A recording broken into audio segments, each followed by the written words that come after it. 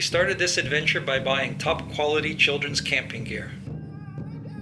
We started out early from Miami and drove to the Everglades National Park. First things first, entrance fees naturally.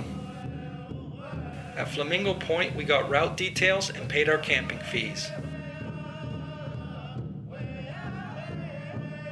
Then we unloaded the kayak, stowed the provisions, lots of beans naturally, and pushed off. The kayak took some getting used to. And then we were off, like a bucket of prawns in the sun. This is Livio, feeling better now the wind is behind us. The sun is shining, and this is Mikey. Most of the campsites are pre-built. We stopped early the first day. Our children's tent seemed kind of small, so Mike opted to forgo the tent altogether. Our modern kayak was dual powered, paddles and pedals. He seems impressed.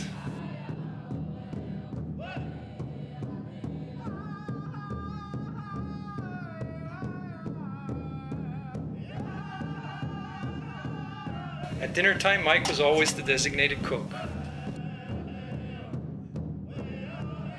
Day 3. At what time?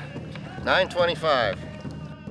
On day 3, we were far enough out that we could see wildlife in abundance, and some of it was very, very wild.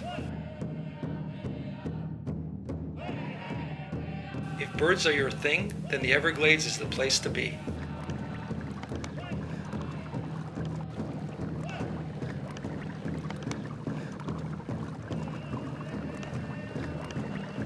Never forget that the Everglades are wild, and life and death are natural here.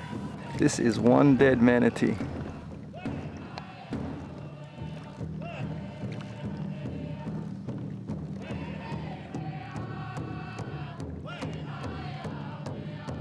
We're cooking beans on the can stove again. Beans for dinner, and then heavy rains all night.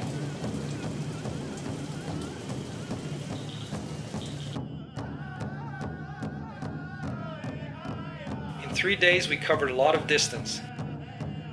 But on this day we needed to make it to the Gulf of Mexico, and then back into the north for shelter.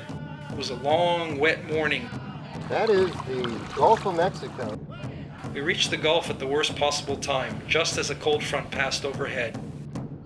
The cold front caused it to get so rough that we were washed back onto an island where we took shelter. And eventually we realized that the island was flooding.